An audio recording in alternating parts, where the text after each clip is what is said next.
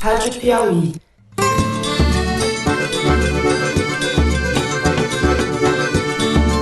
Olá, está começando mais um Foro de Teresina, o podcast de política da revista Piauí.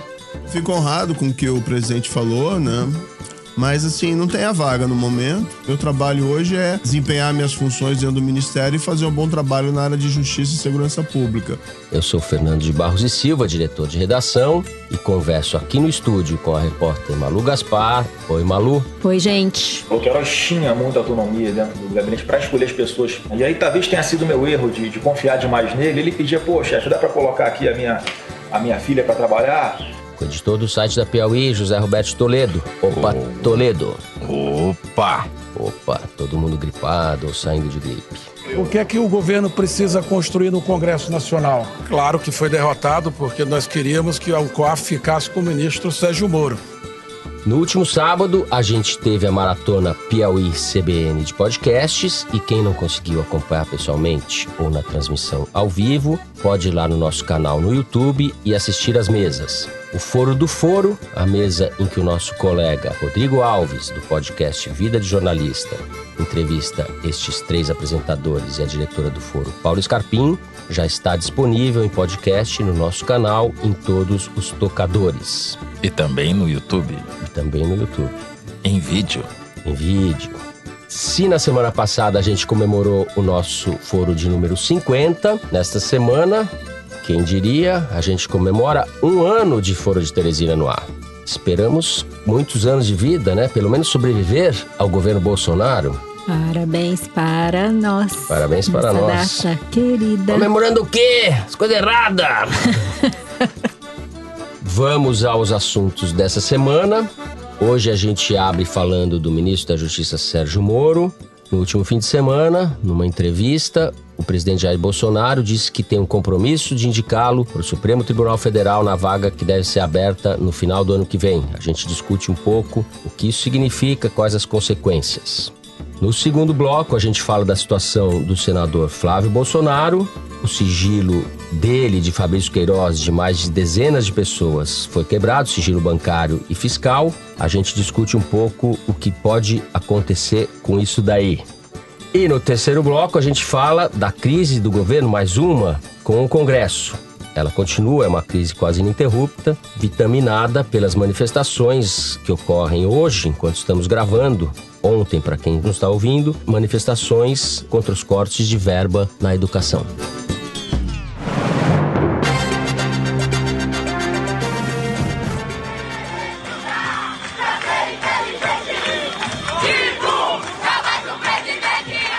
Muito bem, estou aqui ao lado de Malu Gaspar, na manhã dessa quinta-feira. Voltamos ao estúdio para comentar as manifestações de ontem contra os cortes na educação e a fala do ministro Abraham Weintraub no Congresso Nacional. Ontem foi um dia histórico, eu e a Malu voltamos ao estúdio nessa quinta-feira de manhã. O Toledo, que disse a nós que não participou das manifestações, mas está afônico, impedido de participar deste adendo que a gente faz no Foro de Teresina, que entram no último bloco, depois do programa que a gente gravou na quarta-feira e que você ouve, querido ouvinte, a partir de agora.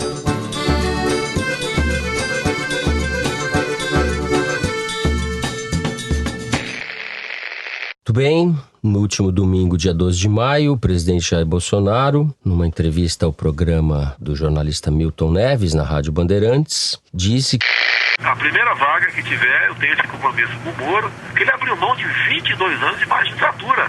Eu falei, a primeira vaga que tiver lá, está à sua disposição para o Supremo Tribunal Federal. Essa indicação, como a gente sabe, a não ser no caso de algum imprevisto de renúncia, só pode acontecer no final do ano que vem, quando o ministro Celso de Mello faz 75 anos e tem que se aposentar obrigatoriamente. Bom, a fala do Bolsonaro a respeito do Moro deu vazão a uma série de comentários. Muita gente viu isso como um sinal de enfraquecimento, uma tentativa de fortalecer a situação do Moro, que vem sofrendo alguns reveses importantes nesse início de governo. Ele que, no entanto, é um ministro super popular, certamente o ministro mais popular do governo. Isso está confirmado por pesquisas. Malu, O que isso daí significa, sinaliza para você? O que quer dizer isso daí, né? Quer dizer isso daí? O que quer dizer? Bom, o ministro Moro vem colecionando derrotas desde o início do governo e, para mim, essa declaração do presidente Bolsonaro foi a última das derrotas do Sérgio Moro na política desde que ele começou no governo. Pode até ser que o presidente Bolsonaro estivesse querendo agradá-lo, mas na prática o que o Bolsonaro fez foi queimar o ministro, né? Por duas razões. Primeiro, porque ele disse com todas as palavras que tinha assumido esse compromisso com o Moro de nomeá-lo pelo STF. Quer dizer, ele não disse que o Moro pediu, mas se o Moro não pediu, ele aceitou. E aí você cria uma situação como se tivesse havido algum acordo, um toma lá da cá, para usar a expressão da moda, para que ele tivesse o cargo. Então você aceita o cargo que eu vou te nomear ministro da STF. E segundo, porque é uma regra da política, né? Se você pretende fazer alguma coisa, você não anuncia com tanta antecedência, né? Quando ele anuncia que daqui a 1 ano e meio, quando o Celso de Mello se aposentar, ele vai nomear o Moro, ele já cria toda uma movimentação para que isso não aconteça, entendeu? Nós estamos vendo nas reações do Congresso Nacional as medidas de combate à corrupção propostas pelo ministro Moro, pacote anticrime, tudo, que o Congresso Nacional não tem boa vontade com o Sérgio Moro. E não à toa, por causa dessa declaração, já começou a circular no Congresso a hipótese de que se mexa na chamada PEC da Bengala, que estabelece a idade de aposentadoria para 75 anos, dos ministros do Supremo. Já está se falando em fazer uma espécie de PEC da Super Bengala, que seria esticar a idade de aposentadoria compulsória dos ministros do STF para 80 anos. Se isso acontece, não só o Moro não vira ministro, como o Bolsonaro não indica nenhum ministro do STF. Então, assim, o Bolsonaro pode ter querido levantar a bola do Moro, mas o que ele fez teve o efeito inverso. E em Brasília, nos últimos dias, as apostas se dividiam entre os que achavam que o presidente tinha feito isso porque é desastrado e não entende as consequências desse tipo de declaração. E tinha também os que diziam que o presidente, com seus 27 anos de experiência, sabe muito bem o que ele estava fazendo. E quis colocar, na verdade, o Moro em seu devido lugar, entre aspas, eu ouvi, por alguma razão aí insondável. O Moro, justamente, super bem avaliado. O Moro está insatisfeito com o andamento das coisas no Congresso. Dizem até que ele teria nomeado um delegado próximo do Temer para um posto importante na Polícia Federal sem consultar o Bolsonaro. O mundo bolsonarista é cheio de mistérios, né? Então, o Moro não está imune a isso.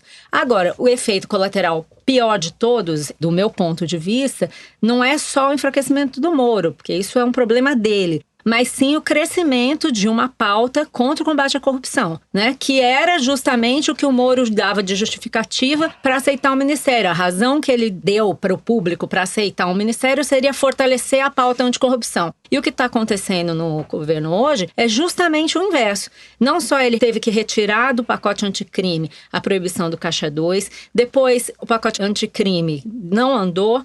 Depois, agora na semana passada, houve 2 derrotas importantes. Foi aprovado um dispositivo que impede que os funcionários da Receita Federal compartilhem informações com o Ministério Público, que investiguem temas não tributários, o que é um absurdo sob qualquer ponto de vista. Quer dizer que o funcionário da Receita Federal vai ver um crime e não vai poder comunicar. E por último, essa retirada do COAF do Ministério da Justiça iria voltar ao Ministério da Fazenda. Essa é uma retirada coisa que ainda está em curso, isso foi aprovado numa comissão da Câmara, tudo isso ainda pode ser votado no plenário. Ainda tem que ser aprovado ou ratificado mas pelo são derrotas, plenário. né? São derrotas. Então o Moro estava ali para fortalecer o combate à corrupção e ele só toma a bola nas costas. Toledo, tem a ver com a sucessão presidencial de 22, essa declaração ou não?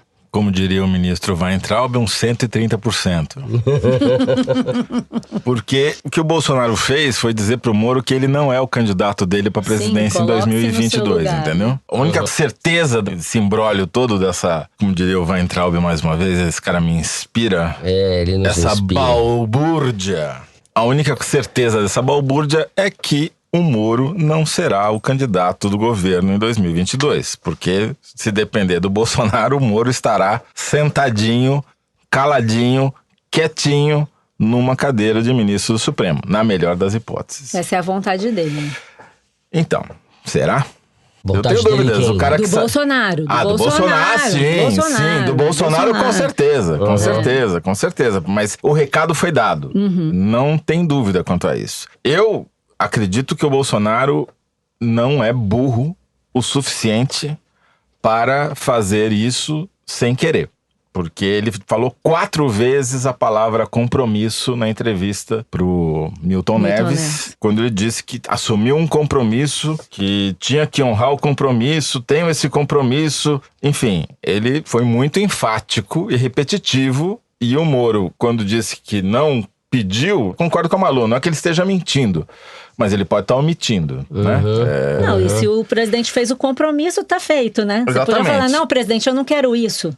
A versão favor, né? que colou é a versão do toma lá da cá. Moro foi para o ministério para virar ministro do Supremo. Essa é a versão que colou. Isso diminui tremendamente o Ele Moro, virou um né? anão. Ele de super-ministro virou um ministro nanico, porque virou uma barganha, não virou um projeto de fazer nada no ministério, virou apenas um degrau para chegar no objetivo final. Sendo que eu duvido que esse seja de fato o objetivo final do Moro, porque o Moro tomou gosto pela política. Ele criou conta no Twitter e é o ministro mais popular do governo, não só nas pesquisas de intenção de voto, mas também é o ministro mais citado nas mídias sociais, mais do que os filhos do Bolsonaro, mais do que o Paulo Guedes, mais do que todo mundo. Ele tá vendo que ele tem um futuro político, só que o Bolsonaro fez foi colocar ele na planície. Disse, olha, fica no seu lugar aí, porque senão eu tenho o poder de te derrubar. Eu concordo inteiramente com você. A ênfase das análises, dos comentários que foram feitos a respeito desse episódio foi pro toma lá da cá e do enfraquecimento dos reveses que ele vem tendo, isso é fato, mas o ponto de fuga dessa fala dele é que o Moro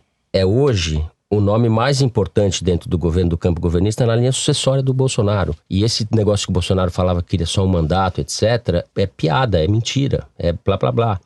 Claro que ele quer ficar mais um mandato. Cara, ele, um mandato e os filhos, talvez óbvio. Mais... Então, quantos são? 3 filhos? Ele sinalizou isso que você 16. falou. Ele tirou o Moro da linha sucessória e fala, você não vai ser meu candidato, eu vou ser o meu candidato. Mas agora, é cedo, né? Acho cedo, que é muito... É cedo, é um primeiro movimento. A gente não sabe nem como é que Sim. termina esse governo, né? Sim. Então... Agora, vendo em retrospectiva, eu acho importante a gente repisar algumas coisas óbvias. O Moro foi o pivô da eleição presidencial do Bolsonaro. A eleição teve muitos capítulos, muitas nuances, etc., mas teve basicamente 3 personagens. Bolsonaro, Lula e Moro. O Moro foi um dos 3 nomes dessa eleição e, sob certo aspecto, o mais importante, porque ele decidiu em favor de um deles. Eu estou analisando o que aconteceu. O Moro, na condição de juiz, pavimentou a eleição do Bolsonaro, se beneficiou no capítulo seguinte dessa eleição, aceitando um cargo de ministro, e aí ele rasgou de vez a fantasia que, a meu ver, ele já havia rasgado algumas vezes. Depois que o Lula foi preso, foi lá numa festa em Nova York, posou de gravatinha borboleta ao lado do João Dória, aí tudo bem, você pode falar, o Moro não tem culpa de estar na mesma cerimônia do João Dória. Eu não acho isso, eu acho que ele não faz nada e não tem o direito de fazer nada ingenuamente, de forma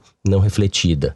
Mas, além disso, o Moro estava de férias quando um juiz substituto fez aquela manobra patética para tentar liberar o Lula da prisão. O Moro suspendeu as suas férias, interveio, veio falar contra a soltura do Lula naquela altura do campeonato. E como lembrou o colunista do jornal O Globo, Bernardo Melo Franco, uma semana antes da eleição, o Moro vazou um trecho da delação do Antônio Palocci, dia 1º de outubro, 6 dias antes do primeiro turno, uma delação que já havia sido feita bastante tempo antes. Ou seja, o Moro vem acumulando indicações de que ele está atuando politicamente há muito tempo. E eu não estou entrando nem no mérito da condenação do Lula ou não. São obviedades, de certa forma, que eu estou falando, mas eu estou querendo reconstruir uma trajetória que é política. E agora a gente vê um capítulo em que o Moro vai estar disputando com o Bolsonaro. Porque apesar da erosão da credibilidade dele numa elite ou nos setores mais informados da sociedade, ele seria eleito presidente hoje. Eu não tenho dúvida nenhuma disso. Ele é o ministro mais bem avaliado do governo, mais popular, etc. Ele tem um cacife político gigantesco. E a gente viu nessa semana, com essa fala do Bolsonaro, uma primeira, digamos assim, divergência, o primeiro confronto entre ele e o ministro político Sérgio Moro. Eu acho que o que está ficando claro é que ele, como ministro, não está tendo condições de reagir e defender sua pauta sozinho. Mais do que se ele está sendo político ou não está sendo político, eu acho que ele não está sendo um bom político. Porque ele passou a última semana, os deputados falam que ele procurou o pessoal no Congresso, recebeu muita gente e tal, mas ele não conseguiu o resultado que ele esperava. O que ele está enfrentando, na verdade, é uma reação muito forte do Centrão, do Rodrigo Maia. Lembremos que o Rodrigo Maia falou que ele é o funcionário do Bolsonaro. Então, quer dizer, o Moro, no mundo político, ele ainda não aprendeu a se movimentar. E eu acho que ainda é cedo pra gente dizer que ele vai rachar com o Bolsonaro de imediato. Mas veja bem. Não falei que vai rachar, mas eu falei que a gente tem aí o primeiro sinal de um conflito de interesse. As peças foram posicionadas no tabuleiro, brancas contra pretas. E o Bolsonaro tá de um lado, o Moro tá do outro. Veja só a declaração do Rodrigo Maia. O Rodrigo Maia foi o único que apoiou a indicação do Moro pro Supremo, porque tira ele do campo da política e da eleição. Sim. E a reação do Centrão é a reação da política. Isso deixa com o Moro o discurso que o Bolsonaro tá perdendo, porque o Bolsonaro tá fazendo o toma lá da cá. E quando não faz, toma, né? Toma ele derrota só dá lá e não toma cá. Exatamente. Tá tomando uma derrota atrás da outra no Congresso. Vamos falar isso no terceiro bloco. O discurso do combate à corrupção, ele também tá perdendo. Vamos falar isso no segundo bloco com a história do Flávio Bolsonaro e do Queiroz. E quem tem esse cacife? Quem não perdeu esse cacife? O Moro. Uhum. Então, o cenário pra mim tá muito claro. Moro de um lado, família Bolsonaro do outro. É isso. Como disse o Toledo, a sucessão presidencial está na praça. E eu vejo, só para deixar aqui, 3 óbvios candidatos, além do Bolsonaro. O Moro, o Dória, que é uma espécie de Bolsonaro versão gourmet, e o Luciano Huck. O campo de centro-esquerda não tem ninguém. A direita, e sendo aí o menos à direita, talvez o Luciano Huck, que vem falando de desigualdade em fóruns internacionais, inclusive, mas Moro já é certamente um possível candidato à sucessão do Bolsonaro. Com isso, a gente encerra o primeiro bloco. No próximo, a gente vai falar da dupla dinâmica, Fabrício Queiroz e Flávio Bolsonaro. Batman e Robin da rachadinha. Muito bem. Nesta quarta-feira, quando gravamos o programa, quarta-feira 15, a apuração criminal sobre as movimentações de dinheiro de Fabrício Queiroz, ex-assessor do então deputado estadual Flávio Bolsonaro, na Assembleia Legislativa do Rio de Janeiro, a apuração completa 497 dias, ou seja, quase 500 dias, sem nenhuma conclusão. Só para recapitular esse caso para o ouvinte, porque ele é longo e cheio de nuances, no dia 6 de dezembro de 2018, o Estado de São Paulo revelou que o COAF havia apontado uma movimentação atípica de 1,2 milhão em nome de uma conta de Queiroz entre janeiro de 16 e janeiro de 17. Em janeiro desse ano, o jornalista Lauro Jardim do Globo revelou que, além desse 1,2 milhão detectado pelo COAF, passaram pela conta do Queiroz mais de 5,8 milhões em 2014 e 2015. Ou seja, no total, o Queiroz teria movimentado mais de 7 milhões em 3 anos, segundo o COAF. Também em janeiro, uma reportagem da Rede Globo revelou que o Flávio Bolsonaro recebeu na sua conta 48 depósitos em dinheiro entre junho e julho de 17. Sempre no valor de R$2.000, totalizando R$96.000. Em um mês foram feitos quase 50 depósitos na conta dele. Em 2016, o Queiroz fez 176 saques em espécie. Chegou a fazer 5 saques no mesmo dia, somando mais de R$18.000. Ou seja, há uma abundância de indícios de que havia um esquema pesado funcionando há muito tempo. As coisas andaram muito na última semana. Foi revelado que no dia 24 de abril, foi revelado só agora nesse final de semana, houve a quebra de sigilo bancário e fiscal de Flávio Bolsonaro e Queiroz e mais dezenas de pessoas. Essa quebra de sigilo engloba um período que vai de janeiro de 2007 a dezembro do ano passado. Quais são as possíveis consequências disso, Malu? Caramba, insondáveis, mas certamente não serão boas, porque você tem essa investigação que agora está ganhando um caráter bem mais amplo e mais profundo. Imagina que você vai quebrar o sigilo de 90 e tantas pessoas durante 10 anos e você vai descobrir muito mais do que só se o Queiroz devolveu o dinheiro ou não devolveu o dinheiro, né? Você tem ali não só parentes do Bolsonaro, os parentes do Queiroz, como você tem algumas figuras que são claramente envolvidas com o mundo das milícias. Então você tem a mulher e a mãe do Adriano Nóbrega, que é aquele chefe, um dos chefes do escritório do crime. Tem esse Adriano Nóbrega, que era um policial do BOPE, eu não sei se do BOPE, que foi homenageado pelo Flávio Bolsonaro. E você tem uma outra figura ali que pode ser um foco de problema muito sério dentro do PSL aqui do Rio. As barbas já estão de molho. Uma figura chamada Valdenice Meliga. Assim mesmo, Meliga é o nome dela. Que é ex-tesoureira, é verdade. Pelo celular ou... Chora, me liga. Não é possível que tenha esse nome Meliga seja ex-tesoureira. Gente, o nome é da que mulher. nem o... Como é que chamava Meliga. o tesoureiro do PR, no Mensalão? O Jacinto Lamas.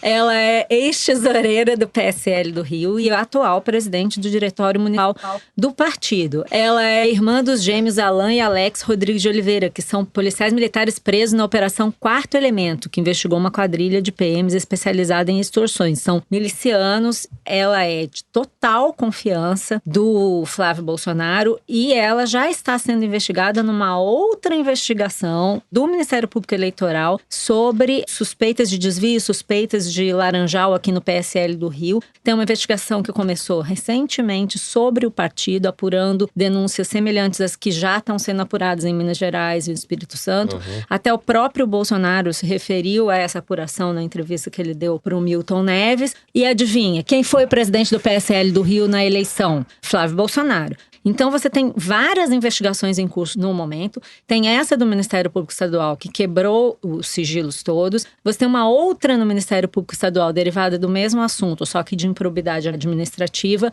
Tem uma investigação no Ministério Público Federal, que está focando especificamente as transações que o Flávio Bolsonaro fez com imóveis. E tem essa do Ministério Público Eleitoral sobre essas suspeitas de maus feitos no PSL do Rio de Janeiro. E só uma atualização rápida, gente. Aproveitando que a gente veio para o estúdio aqui falar das manifestações, eu aproveitei e gravei uma atualizaçãozinha com 2 informações novas sobre o caso do Flávio Bolsonaro, que eu acho que é importante a gente registrar, que já são derivadas da revelação de que o Ministério Público pediu o sigilo dele. Entre as razões que o Ministério Público apontou para o pedido de quebra de sigilo dele, desses 90 e tantos pessoas e empresas, a gente ficou sabendo que entre 2010 e 2017, o Flávio Bolsonaro investiu 9 milhões de reais na compra de 19 imóveis. E ele lucrou 3 milhões de reais em transações imobiliárias. Segundo o Ministério Público, ele faturou mais no mercado imobiliário do que como deputado. E esse pedido também aponta um aspecto da organização ali do gabinete do Flávio, que é o seguinte: o Ministério Público diz que havia uma organização criminosa atuando no gabinete do Flávio Bolsonaro, onde havia clara divisão de tarefas. Então, pelo jeito, esse negócio de Orcrim vai espraiar pelo PSL do Bolsonaro. Então, tem investigação pra caramba, muitas pontas soltas, e agora, com uma quebra de sigilo de 10 anos, é como diz uma pessoa com quem eu conversei agora aí em torno do Flávio Bolsonaro. Quem resiste a 10 anos de quebra de sigilo sobre 90 pessoas? Eu resisto, mas esses caras aqui... E o Teresino aqui. Eu acho que eu vou começar a ganhar doações. Coitado. O Teresino que tá aqui. Não tem nem 10 anos. Honesto, pagador de impostos. Exatamente. A gente resiste, mas quando essas pessoas falam isso... de bem. Bom, 10 anos de quebra de sigilo bancário sobre 95 pessoas, das quais 3, pelo menos, sabe-se que tem algum tipo de envolvimento com milícia. Então, realmente é de se ficar preocupado. E para completar, as reações que tanto Flávio Bolsonaro quanto Queiroz têm tido ao longo dessa investigação, ao invés de estarem conseguindo se defender, eles estão piorando mais a situação deles, né? O Flávio Bolsonaro deu uma entrevista no final de semana para o jornal Estado de São Paulo, para a repórter Renata Agostini, em que ele, a pretexto de se defender, distorceu a realidade em vários pontos, dos quais o mais flagrante diz respeito à versão dele sobre a compra dos apartamentos. Diz que comprou de gente que estava desesperada para vender o apartamento. O que foi desmentido, né? O que foi desmentido porque ele comprou de intermediários. E um intermediário que, inclusive, era golpista, está sendo processado por ter aplicado um golpe nas pessoas que deram os imóveis para ele vender.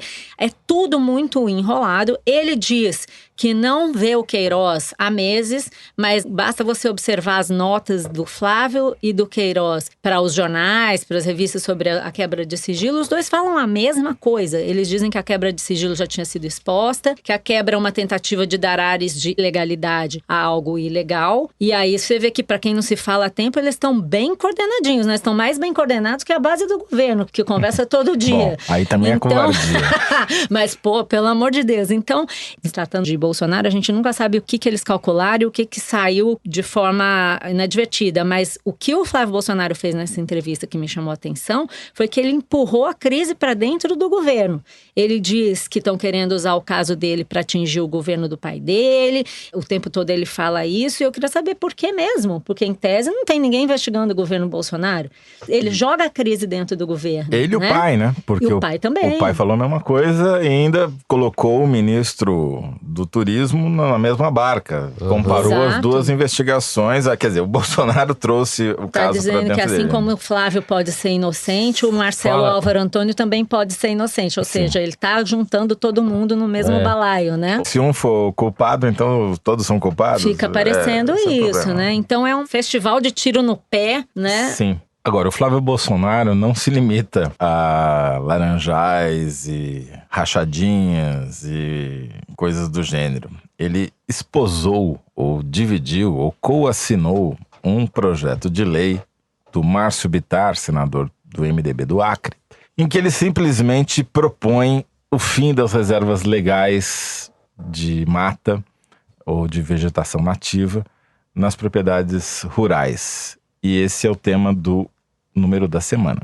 Toda semana, o Luigi Maza, que é um dos produtores do programa, vai vir com um número curioso, divertido ou informativo e a gente vai fazer um rápido comentário a respeito.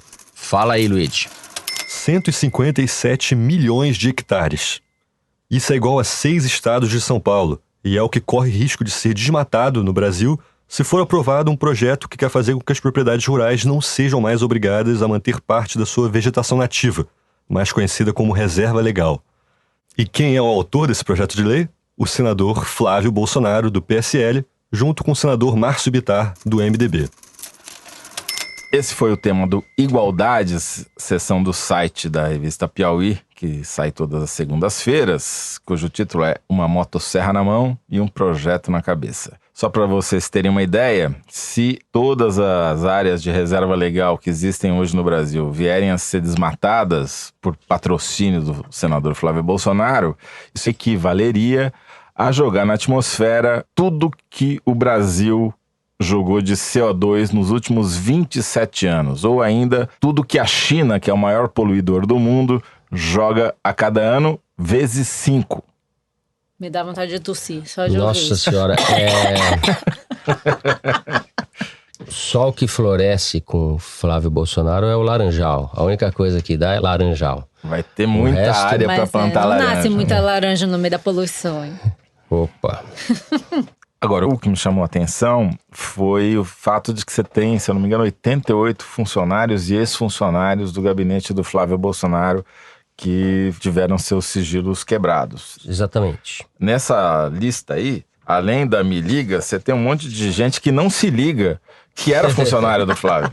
Que tá descobrindo agora. Que vai descobrir agora que era funcionário do Flávio. Um monte de bagrinho que, na ótica do Ministério Público, é o cliente ideal para virar delator premiado, né?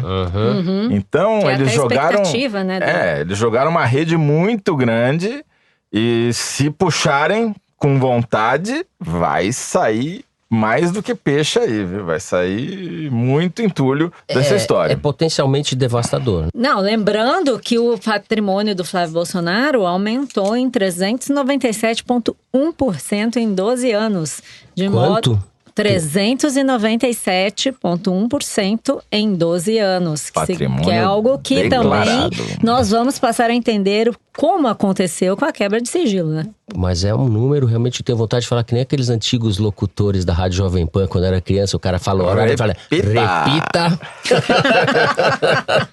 Quanto, Malu? Repita. 397,1%. Isso é só o que ele declarou, imagina Isso o é que só o que sabemos, vai se descobrir né? agora. É, tudo chocolate, o mercado de chocolate, a gente já viu, né, como é que tava na live. Estão querendo acabar com a pessoa honesta. Olha o que disse o Carlos Bolsonaro no Twitter hoje de manhã, dia 15 de maio. O que está por vir pode derrubar o capitão eleito.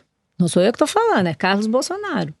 Opa. Quer dizer, então, que tem motivos. Eu acho que ele tá preocupado. Sim. Quer dizer que então ele não sabe escrever, né? Porque do jeito que ele escreveu, ele tá referendando que há motivos pra derrubar o capitão. Aparentemente, mas é que você tem que ver que estão evoluindo o estilo do Carlos, e então tá ficando cada vez mais hermético. A gente acha que é isso, mas a gente não sabe. Muito bem. Com isso, o segundo bloco do programa fica por aqui. No terceiro, a gente vai falar das derrotas do governo Bolsonaro no Congresso. A situação está mais tensa e complicada do que nunca. Muito bem, as tensões entre o governo Bolsonaro e o Congresso se acumulam. O líder do governo, o líder dos miseráveis, o Major Vitor Hugo, é um ser cada vez mais desmoralizado. A crise tem várias frentes. Na verdade, estamos gravando poucas horas antes do depoimento do ministro Weintraub à Câmara dos Deputados, que promete ser quente. E nós vamos fazer um adendo em relação a esse tópico, porque também há manifestações hoje contra os cortes às medidas do governo na área de educação. Estudantes e professores em várias cidades do país estão indo às ruas e a gente ainda não tem a exata dimensão disso. O que nós sabemos é que os reveses se acumulam no Congresso para o governo. Uma comissão da Câmara que analisa a medida provisória da reforma administrativa decidiu tirar o COAF, que é o Conselho de Controle de Atividades Financeiras, das mãos da Justiça, transferindo para a economia, um revés para o Moro. O governo corre o risco de ver a sua reforma administrativa, vamos dizer assim, virar pó, porque se o Congresso não votar até o início de junho, que dia é, Zé? 3 de junho. Dia 3. A estrutura administrativa que está em vigência, ela caduca e o governo voltaria a ter 29 ministérios, como no governo Temer, e por aí vai. A situação no Congresso é cada vez pior e talvez o melhor exemplo de quão ruim ela está aconteceu na tarde e noite da terça-feira, quando o presidente reuniu no seu gabinete no Palácio do Planalto 12 deputados, entre eles os principais líderes da base governista, se é que ela existe, e pressionado por eles por causa das manifestações que estavam marcadas para esta quarta-feira e pelas repercussões negativas de popularidade que cortes na educação provocam, o presidente sacou o telefone, ligou para o ministro Weintraub da Educação e, segundo o relato de pelo menos 3 deputados que estavam na reunião, disse para o ministro cancelar os cortes na educação, que não ia ter mais contingenciamento. Alguns chegam a dar detalhes dizendo que o ministro tentou argumentar e o presidente foi taxativo e os caras saíram de lá anunciando que não haveria mais motivo, não ia ter mais corte, não ia ter mais motivo para você ter as manifestações que estavam marcadas para quarta-feira. A princípio, achou-se que isso era uma manobra para tentar esvaziar as manifestações. O que aconteceu foi justamente o contrário, porque logo em seguida veio uma onda de desmentidos. O Weintraub, o Onyx Lorenzoni, a Joyce Hasselmann, todo mundo correu para dizer que não, que os cortes estavam mantidos, e a Joyce ainda falou que aquilo era fake news, boataria barata. Boato barato. Boato barato. Bom, os deputados que estavam na reunião, entre eles fiéis bolsonaristas, como o Capitão Wagner, que é um deputado do PROS do Ceará, reagiu indignado, falando: eu não vou admitir, sendo aliado do governo, ser chamado lá no Palácio do Planalto para tratar de uma questão séria como essa, presenciar o presidente da República pegar um celular, ligar para um ministro, na presença de vários líderes partidários, e com todas as letras o presidente disse: a partir de agora o corte está suspenso. E eu disse lá na cara do presidente e dos demais deputados que estava batendo cabeça. Ou o governo se organiza, ou de fato nós vamos ter um problema grave de falta de condução desse país. Agora parece que no Congresso Nacional todo mundo fala as coisas na cara do presidente, o presidente não manda mais nada. Como é que pode isso? Seja como for, o Bolsonaro saiu desmoralizado, porque ele deu uma ordem para o ministro e essa ordem não foi cumprida, ele teve que voltar atrás pela enésima vez. Não apenas isso, mas também reforçou a mobilização nas ruas dos estudantes e professores nesta quarta-feira, que estão acontecendo em dezenas de cidades do país. Ficaram ainda mais animados, quer dizer, é menos mérito talvez da oposição e mais demérito da falta de articulação completa do governo. E esse é só mais um exemplo. Enquanto isso, o presidente está em Dallas, o presidente da Câmara, o Rodrigo Maia, também viajou. Enfim, tá... É o desgoverno. Maluco. Só chamar atenção para um detalhe desse episódio de ontem à tarde, que foi contado pelo Globo, depois que o presidente ligou para o ministro Abraham e mandou ele suspender os cortes, passaram-se alguns minutos e entra na sala o Onyx Lorenzoni, irritado, dizendo para o presidente que não podia fazer aquilo. Ou seja, é tudo muito mambembe, atropelado, né? Mambembe, uma coisa tipo, um faz, o outro corre para desfazer. É uma balbúrdia. É uma balbúrdia total. É uma balbúrdia esse negócio. Mas tem método nessa balbúrdia, né? O ministro Weintraub tem agora o desafio de passar pelo teste do plenário, né? São 300 deputados que quiseram convocá-lo. A gente pode apostar que, diante dos acontecimentos de ontem, não só os oposicionistas como os governistas também vão estar chateados com o ministro. Vão perguntar para ele se ele recebeu um telefonema do presidente. Exatamente. Isso vira um assunto quando ele deveria estar lá para supostamente defender ou justificar os cortes que ele está dizendo que são necessários. E parece que ele foi proibido de levar chocolate. Não vai ter chocolate. Também laranja. O que é bom para ele, porque ele não vai errar. Laranja, não vai errar a metadinha conta, né? da laranja também pode ser. Né? Pode ser. É bem visual, né? Mas balas, como disse o Harold. Não, e ainda tem isso, né? Ao longo da semana eles estimularam contas e números para dizer que a versão dos 30% de cortes era uma versão errada, né? Isso também teve de debate. Eles tentaram mentir, foram pegos no erro da mentira. É uma coisa aquela surrealista. Coisa da distorção dos dados, né? Porque a gente até falou isso aqui no bloco que a gente discutiu lá atrás no outro programa. Como é que esses cortes iam acontecer? E a gente explicou que tem despesa que você não corta, que são as obrigatórias, os salários e tal. Portanto, essas nem entram na conta. Não entravam podem na servir conta. de base para divisão, como ele fez para dizer que o corte era só de 3,5%, que é uma mentira. Mas o que eles fizeram? Eles pegaram este valor e projetaram sobre o orçamento total. E aí deu 3,5%. Só que também é o seguinte, hoje no Brasil, você tem 94% das despesas que não são cortáveis, são essas despesas obrigatórias. Então, isso autoriza a dizer que tem 6% das despesas só que podem ser cortadas de alguma forma no Brasil. Então, se você vai fazer um corte e se você só pode atacar 6% das verbas, você tem que falar em cima desses 6%. Custeio, você não pode mexer. E tem outras verbas que são carimbadas, né? De saúde, você tem que gastar pelo menos 25% em saúde. Pagamento da dívida, juros, previdência. Encargos. Então tem muita coisa que não pode gastar. Tô dando uma noção de ordem de grandeza. Se você, do total do orçamento, você só pode mexer em 6%, e de repente você pega o orçamento da educação e mexe 3,5%, não é pouca coisa. Então não adianta você ficar falando que é 3,5%, que é 2,5%. A verdade é que você vai sim afetar o funcionamento das universidades. A verdade é que você não vai ter a universidade funcionando a partir de setembro. Não vai ter curso técnico, vai matar um monte de cobaia que não vai ter comida para comer. Isso é sério que o próprio Bolsonaro percebeu e está tentando lidar com essa situação. Me chamou a atenção nas respostas aos tweets do Bolsonaro sobre universidades. Às vezes o cara está tweetando sobre outro assunto. Tem lá gente, eleitor dele, dizendo: presidente, eu trabalho numa empresa terceirizada que presta serviços para as universidades.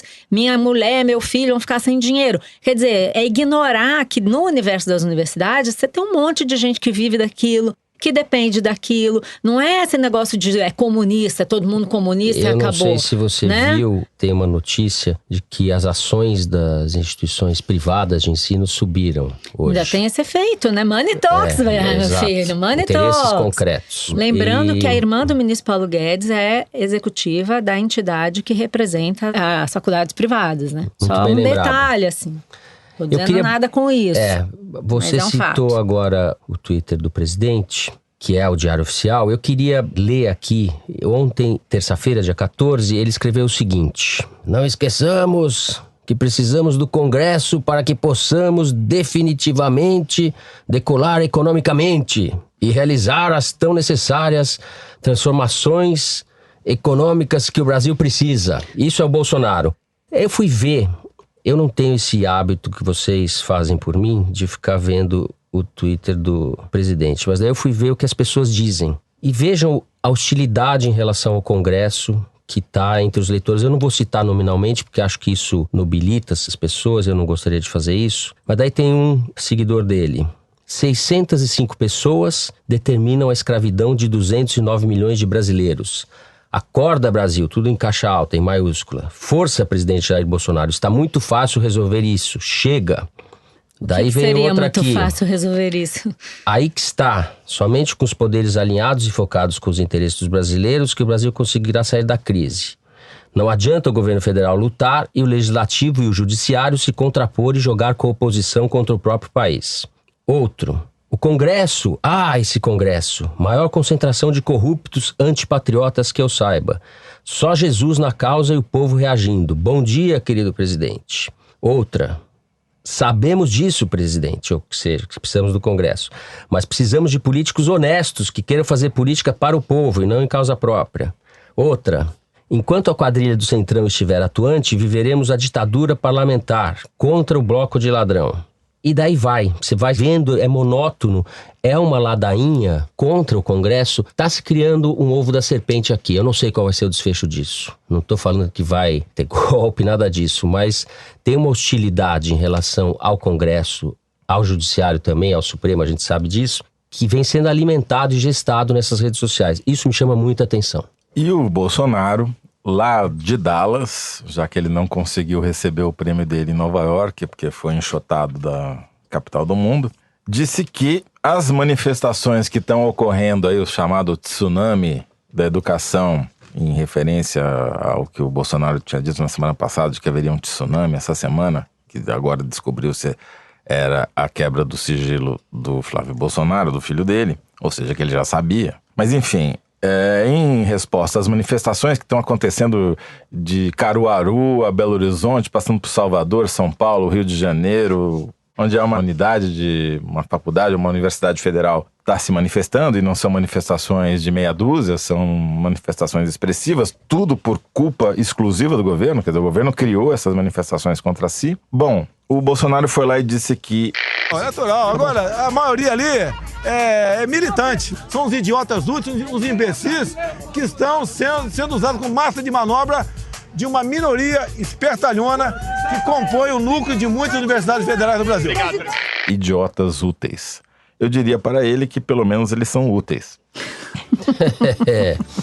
Muito bem, com essa frase do Toledo a gente encerra o terceiro bloco do Foro de Teresina. Muito bem, estamos aqui de volta ao estúdio na quinta de manhã para fazer este adendo ao Foro de Teresina em razão dos protestos que realmente tomaram uma dimensão muito grande no país. Ele ocorreu em todos os estados, em todas as capitais. O número de cidades varia, né? A manchete do Globo fala em mais de 200 cidades, a Folha de São Paulo fala em 160 e agora pela manhã já atualizou para 172. Enfim, não importa o número exato, o que se sabe é que foi o maior protesto ocorrido desde a redemocratização do país no início de mandato contra um governo eleito. Nós não temos nem 5 meses de governo e houve no país inteiro um grande protesto contra o governo Bolsonaro. Antes de passar a bola para você, Malu, eu queria dizer que não acho que houve propriamente o fim de uma lua de mel, porque seria inapropriado falar isso em relação ao governo Bolsonaro, porque o noivo, no caso dessa lua de mel, estava no quarto de chinelo Raider com uma garrucha dando tiro desde o início do mandato. Então, a gente não pode falar que houve lua de mel no governo Bolsonaro, né? Era um governo que não funciona segundo os padrões normais que a gente vinha vendo no Brasil até então. De qualquer forma, a gente entra numa nova fase. A gente não sabe o que vai acontecer daqui para frente, se essas manifestações de rua vão prosperar, se isso será uma coisa que vai se sustentar ao longo do tempo, mas acendeu uma luz amarela aí no governo. Malu, como é que você avalia o dia de ontem? Bom, acho que as manifestações foram um inequívoco sucesso do ponto de vista de mobilização, principalmente. E algumas coisas chamam a atenção que eu acho importante a gente ressaltar aqui. Não estava claro pra gente quem iria para as ruas antes, né? Todo mundo tinha muita dúvida sobre quem iria para as ruas, quantos iriam para as ruas. E foi, do meu ponto de vista, uma boa surpresa ver que as pessoas que foram para as ruas não estavam ligadas ou instrumentalizadas, ao contrário do que o presidente Bolsonaro falou ontem de manhã, que eram massa de manobra e tal, o que a gente via nas fotos e na cobertura em geral das manifestações era justamente o inverso. Havia, claro, bandeiras de sindicato aqui e ali, havia bandeiras vermelhas e tal, mas o que chama a atenção nas fotos é que é uma grande massa de pessoas comuns. Não são sindicalistas, não são petistas acelerados, tinha lá a placa de Lula livre, tinha várias placas sobre várias coisas. Mas tinha uma adesão espontânea, né? Era uma coisa ampla, que estourou essa bolha, extravasou essa bolha que se costuma falar do petismo radical. Isso é importante porque ficou evidente que dessa vez quem estava na bolha e não percebeu o que estava acontecendo foi o próprio governo. Eu acho isso, a gente vai apontando isso no programa, mas é curioso a gente notar que não é só a gente que está dizendo isso. Os próprios apoiadores do governo vêm dizendo isso, e me chamou a atenção uma postagem do Movimento Brasil Livre, do MBL, e também um texto do Renan Santos, que é um dos líderes do movimento, admitindo isso. E Renan Santos, um dos líderes do MBL, admitindo justamente isso, que a manifestação, ela extravasou os limites dessa esquerda mais radical, que já é oposição a tudo que o Bolsonaro faz, que tinha estudantes comuns na manifestação, e falando uma coisa que até o Toledo mencionou ontem, que o governo, com as suas atitudes, empurrou as pessoas para as ruas. Então, acho que nisso todo mundo concorda, e a gente está vendo aí na cobertura dos jornais, gente no Congresso admitindo que houve um erro do governo na condução da questão dos cortes, que deu um chacoalhão mesmo no governo, né? O governo deve ter percebido a essa altura, se não percebeu, tanto pior, que o governo errou na comunicação dos cortes. Todo mundo sabe que tem necessidade de cortar recursos, vários governos já fizeram isso em outros momentos, mas aí o que o governo quis fazer? Quis mitar. O Abraham Weintraub queria mitar, queria dizer que ia cortar recurso para a universidade que tem gente pelada, queria dizer que todo corte era ideológico, que as universidades não cumpriram metas que ele nunca apontou soube dizer quais são, e ele desafiou um público que já é um público que sofre com cortes e sucateamento e tal, e não colocou nada no lugar. Ontem mesmo, durante a sessão no Congresso em que ele foi falar, ele demonstrou que ele continua com esse tom ideológico de confrontação, dizendo lá no meio da audiência que foi o Lula que mandou demitir uma amiga dele, aquela moça do Santander que disse que se a Dilma fosse eleita, o dólar ia subir, que a bolsa ia cair. Então, quer dizer, com tudo isso acontecendo com as pessoas nas ruas, eles não entenderam que o que eles produziram foi um confronto puro e simples, que não houve uma apresentação de projeto e que não houve uma compreensão mais ampla do que é o governo. Não adianta você querer imitar para as redes sociais. As pessoas estão no dia a dia das universidades precisando de recursos para fazer ciência, para estudar, para pegar a bolsa, para iniciação científica. É um universo muito grande de pessoas para você reduzir todo mundo a um bando de idiotas. Então, acho que foi importante para o governo ver que a sociedade civil tem vida, que não é tudo um bando de petista que só pensa em libertar o Lula, e que é preciso conversar com esse setor da sociedade, que é um setor muito amplo. É aluno, é professor, é pesquisador, é funcionário de universidade. Então, acho que o governo poderia, quem sabe, esperamos, aproveitar essa oportunidade para fazer algum ajuste de rumo, estabelecer algum diálogo e, quem sabe, propor um projeto para educação que tenha começo, meio e fim, porque até agora nós não sabemos o que o ministro vai fazer. Agora, eu acho cedo dizer que esse movimento inicia um novo ciclo. A gente, na verdade, não sabe, né? Agora, o que esse movimento mostrou para o governo Bolsonaro é que existe uma sociedade civil livre, atuante, que, ao contrário do que ele está dizendo, justamente o oposto, não é massa de manobra e não vai aceitar qualquer mitada que ele quiser dar em rede social para dizer que ele é bom e ele usa óculos preto de turned off for what? O que eu acho é o seguinte, eu concordo em parte com o que você disse. A gente não sabe se inicia um novo ciclo, mas ontem foi uma data histórica. Certamente o governo está mais fraco hoje do que estava anteontem. Sobre isso eu não tenho dúvida. Ontem no Congresso, o ministro oscila entre bravatas e uma falsa humildade, uma falsa tentativa de conciliação. Ele fez vários truques retóricos, lançou mão de sofismas, dizendo que o dinheiro da corrupção iria vir para a educação, quando a gente sabe que isso não é assim. Os volumes de dinheiro de que ele está falando são completamente diferentes, né? O corte que está sendo feito na educação é muito maior do que o dinheiro que foi recuperado da corrupção, e esse dinheiro não entra no caixa do governo. Enfim, ele usou vários truques retóricos, tentou transferir a conta para gestões passadas e estava estava isolado. Isso é importante também. No Congresso, o Centrão... Ele foi defendido pelos caras do PSL. Ele foi defendido ali por um baixo clero, mas ele não teve o respaldo do Centrão. O Rodrigo Maia não estava lá. Ele foi tratado de uma maneira... Ele não foi respaldado, ele não estava blindado ontem, né? E ele foi obrigado a recuar de uma posição prepotente que ele tinha adotado no início. Eles tentaram fazer da restrição de gastos, que teria que haver alguma medida, mas eles fizeram aquilo com orgulho. Eles tentaram fazer daquilo uma guerra ideológica, né? Eles tinham um problema de caixa, de cobertor curto, que existe de fato. Eles transformaram esse dado da realidade, tentaram faturar em cima, justamente, porque é um governo hostil à universidade, hostil à educação, que não tem realmente nenhuma afinidade com isso, né? Um governo que joga a favor do obscurantismo. O negócio do Bolsonaro, como ele disse, é outro, é a arminha, né? Nisso aí ele nada de braçada. O governo gestou, de fato, essa crise, mexeu com um grupo social heterogêneo, mas com grande capacidade de mobilização, que são os estudantes. Por isso eu acho que isso vai ter desdobramento, sim. Eu acho que a insatisfação vai continuar, também porque a economia vai mal, a articulação do governo na política institucional vai mal, e agora a gente tem a rua.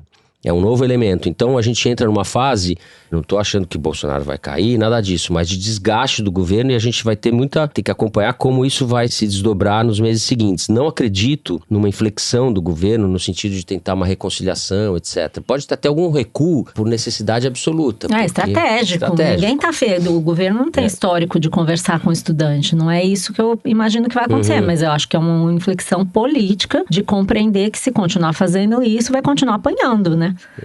Eu acho que é por aí, assim, você abandonar um pouco essa lógica das redes sociais, porque eu acho que para o governo foi uma surpresa, né? Eles não imaginavam que tanta gente estaria na rua ontem.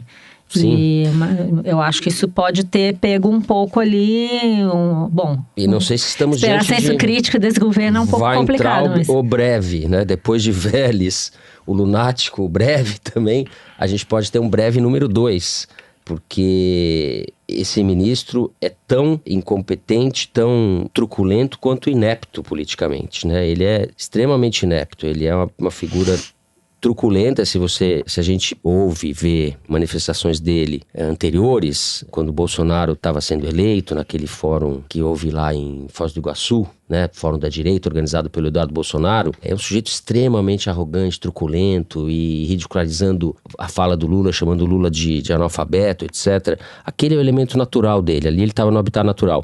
Agora ele está tendo que lidar com a realidade. E a gente está vendo claramente que ele não lida bem com a realidade. Antes de terminar a nossa intervençãozinha, eu queria atualizar aqui.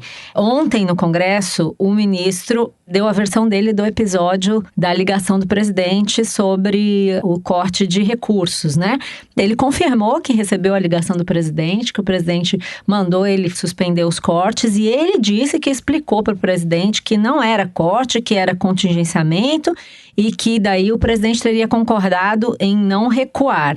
Isso aí é meio... dá uma certa confusão ali na base do PSL, por causa do que a gente já falou no bloco, que a Joyce Hasselmann, que é a líder do governo, falou que era tudo boato barato. Então, apesar de, aparentemente, o Weintraub ter explicado, no fundo ele jogou mais combustível aí na briga interna da bancada do PSL, o que vai ser interessante de observar daqui pra frente. E o Weintraub e tal falou isso, então aparentemente ficou tudo explicado, mas na verdade nada resolvido, até porque possivelmente nós vamos ver novos capítulos aí nessa confusão, porque o líder do PSL na Câmara, o delegado Valdir, agora está defendendo a convocação do Onyx Lorenzoni, o ministro da Casa Civil, para explicar o que ele quis dizer ontem, ao longo do dia, quando ele falou que as declarações desses líderes partidários que tiveram com o presidente tinham como fim tirar vantagens políticas ao anunciar lá que o Bolsonaro havia desistido dos cortes.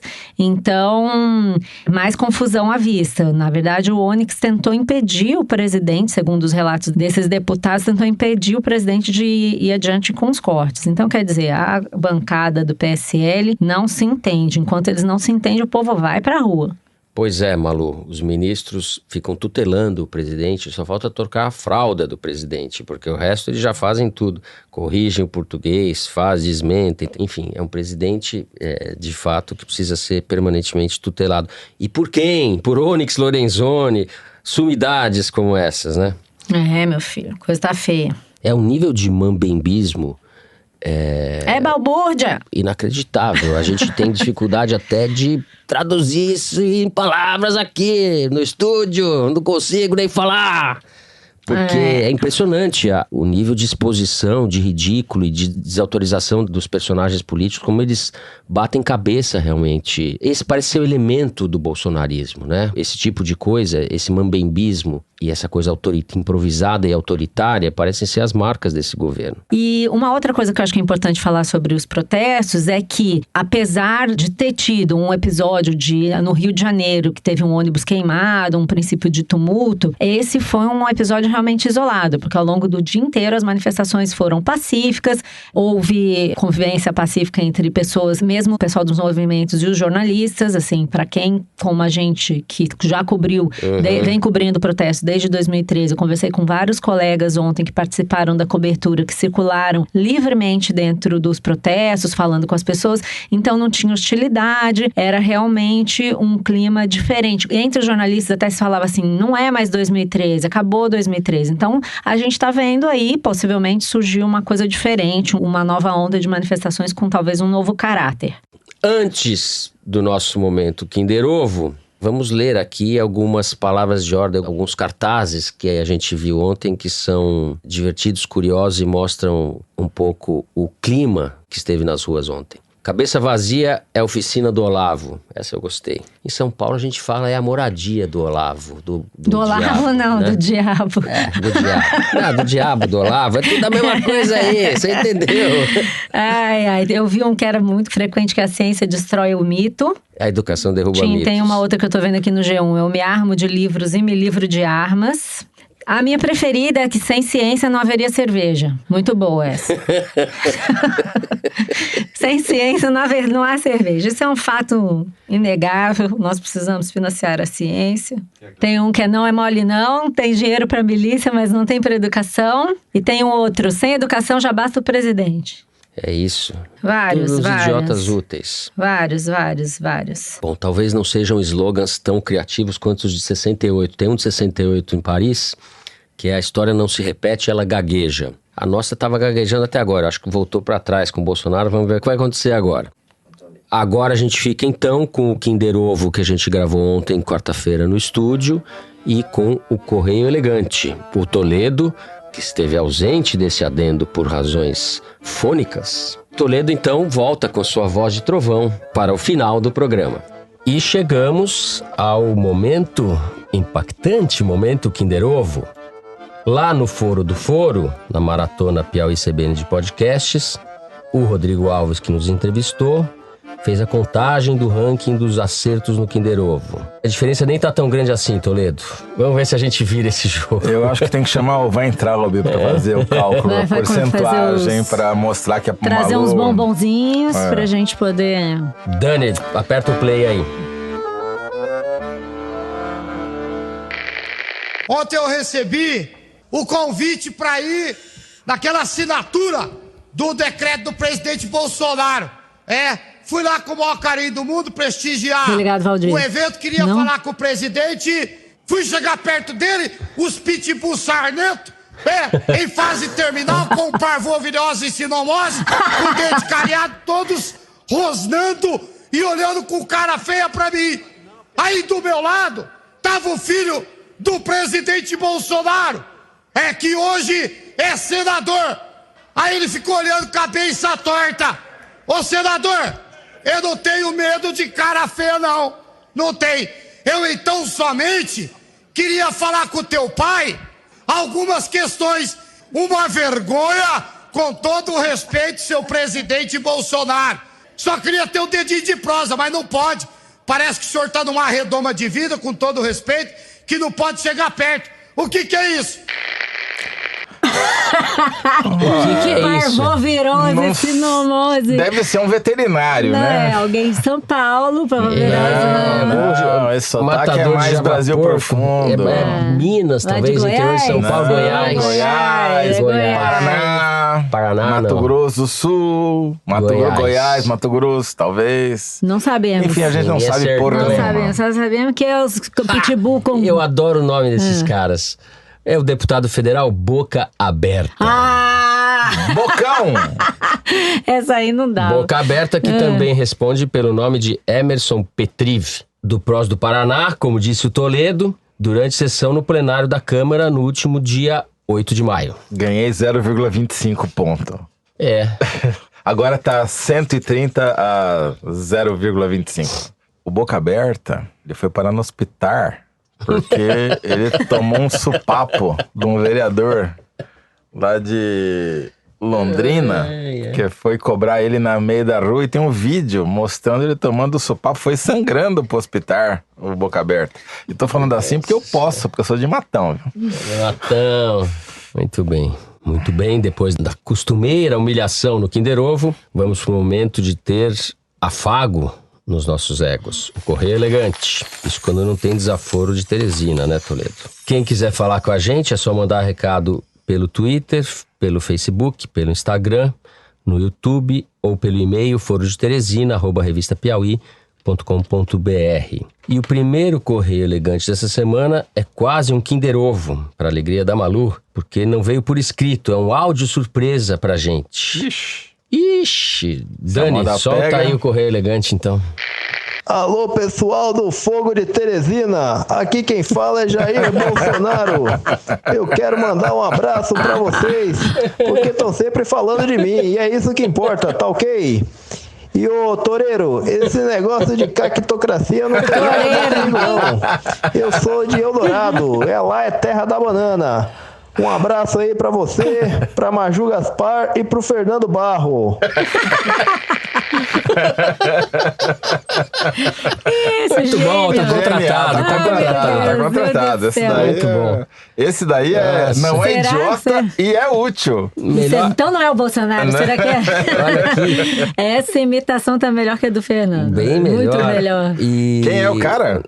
Será o Pedro, marido da Rosa Marina Soares Dória, que escreveu na semana passada?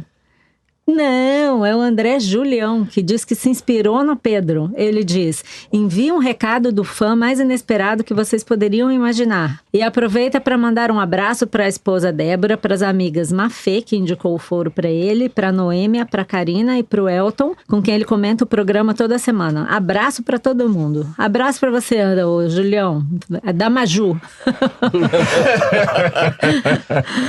Brilhante, brilhante. Bom, tem mais uma que é para o melhor momento do programa, hein? É melhor momento do programa. Falando em imitação, tem mais uma cartinha aqui da Cristiane Klopsch, de São José dos Campos, que ouve o foro subindo e descendo a bela serra de Campos do Jordão. Ela diz: vamos direto ao assunto. Queridos Fernando e Toledo, é um desperdício vocês gastarem tempo tentando melhorar a imitação do presidente. Queremos mesmo é a voz original de vocês. Fernando, sua definição de Olavo de Carvalho com termos tão geniais e cultos, entre parênteses meus, cabeção, só pode fazer o coração da mulherada hétero bater mais forte.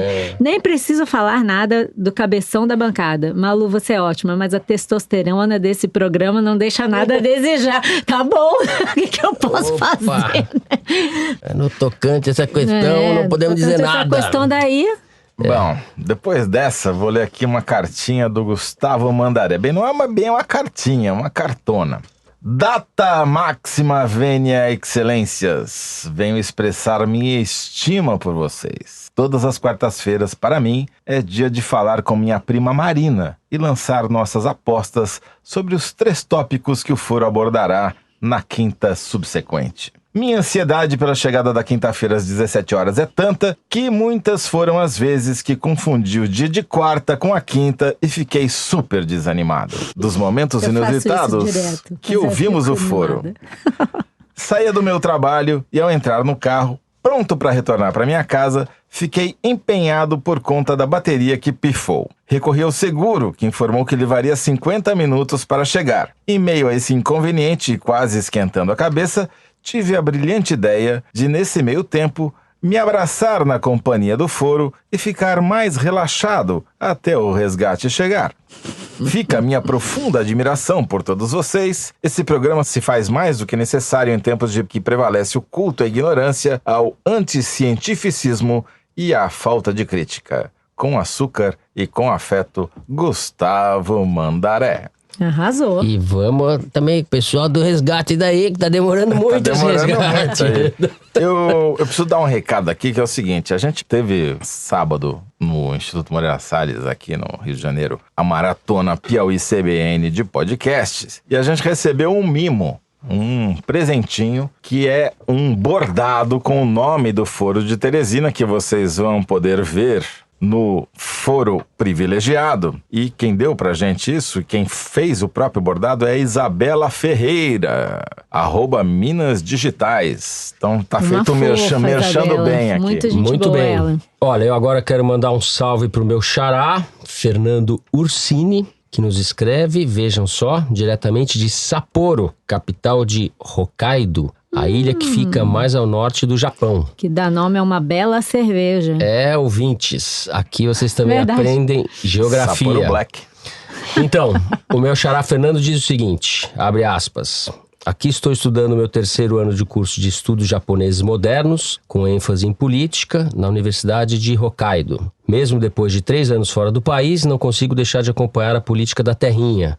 E o Foro é sempre o meu companheiro dos almoços de sexta-feira, devido às 12 horas de diferença entre o Brasil e o Japão. Gostaria de mandar saudações javaporquistas para a produção, a Malu, o xará Fernando e para o Toledo. Também gostaria de mandar um abraço para o Centro Acadêmico Ciro dos Anjos, da Universidade Estadual de Montes Claros, minha alma mater antes de vir para o outro lado do planeta. Obrigado pela companhia de todas as semanas, abraços a todos. Arigatô, Fernando. Arigatô pra você. Arigatô. Mensagem do Japão. Bacana. Essa é bacana. E falando em geografia, Fernando, Doug Antunes escreveu no Twitter que estuda paleogeografia costeira, enquanto ele ouve o Foro. Só faltou explicar o que é isso. O que é a Paleo é antiga. Sim. Geografia é a disposição. Você que é especialista nesses temas. Esse é os mapas velhos. Esse eu mando no logo de vocês, costeira. Vocês que são os cabeção. Os mapas velhos. E teve o ouvinte Cristiano Tarouco, Toledo, que pelo visto acompanhou a maratona de podcast bem de perto. Ele tuitou, depois da maratona Piauí de podcasts, não restam dúvidas de que o Zero Toledo é o mais charmoso do Foro de Teresina. Olha essas meias, Brasil! O que você tem a dizer sobre essas meias? Me diga, eu acho que foi tudo deliberado. Eu fui vestido propositalmente na maratona com roupa de setorista do Banco Central e meias de podcaster. Podcaster. Não, você fez de propósito. Era só pra testar se o povo tava atento. Não, eu comprei só pro evento. Só pro evento? Só pro evento. Caramba, tá pensando o quê? Nossa Toledo ganhou do nosso amigo Ricardo Gandur, que disse que foi diretor da CBN, que foi de tênis. Ele falou, estou adequado, sou uniforme adequado. Eu sabia que todo mundo ia informal, eu fui formal. Meios esquisitos. Bom, vamos lá.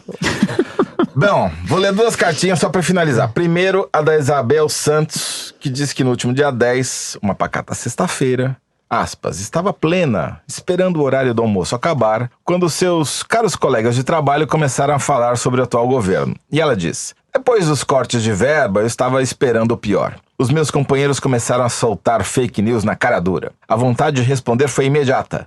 Mas como dependo desta mais-valia para sobreviver, fiquei na minha. E como sinal de resistência, antecipei minha audição do episódio 50 do Foro, que geralmente ouço quando vou para casa, para me acalmar e conseguir me concentrar no trabalho. Se isso ajudou, eu não sei, Isabel, mas muito obrigado e nossa solidariedade. E agora, Malu, veja só a mensagem da Ana Carolina. Não a nossa aqui da produção, mas outra Ana Carolina, que escreve dizendo o seguinte: queridos do Foro, para vocês continuarem na escatologia...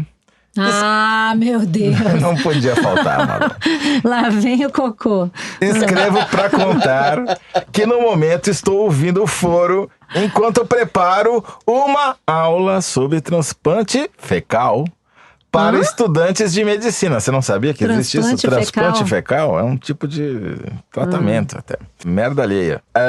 Obrigado por tornarem minha semana sempre mais divertida e informada. Parabéns pelo trabalho. E parabéns pelo seu trabalho também, né? É a Ana Carolina. Ana Carolina, obrigado por tornar a nossa semana mais divertida também. Porque vendo a cara da Malu... Mesmo esse povo adora o cocô. Eu nunca vi, gente. Vou arrumar uns cargos pra vocês no governo Bolsonaro. Bom, e antes de chamar os créditos, eu queria recomendar muito o último episódio dessa segunda temporada do Maria Vai com as Outras, que é o outro podcast da revista Piauí sobre mulher e mercado de trabalho, apresentado pela Branca Viana. Essa segunda temporada foi sobre corpo e os episódios são todos sensacionais, mas eu me emocionei de verdade com esse último sobre assédio e recomendo que vocês ouçam. Muito, muito mesmo. Aliás, o Maria Vai com as Outras é o tipo de podcast que não envelhece. Então, enquanto a terceira temporada não vem, você pode voltar lá e ouvir os episódios da primeira e da segunda. E não é só para os ouvintes mulheres, não é mesmo, Fernando? Toledo? Não, eu sou um ouvinte contumaz. Somos. Muito bem, vamos lá, galera. Vamos ouvir o Maria. Bom, com isso nós terminamos este 51º Foro de Teresina. A nossa diretora é a Paula Scarpim. Os nossos produtores são o Luiz Maza, a Mari Faria e a Ana Carolina Santos. A Júlia Sena grava o vídeo do Foro Privilegiado, o teaser do Foro de Teresina, que vocês encontram nas redes sociais da Piauí e no YouTube.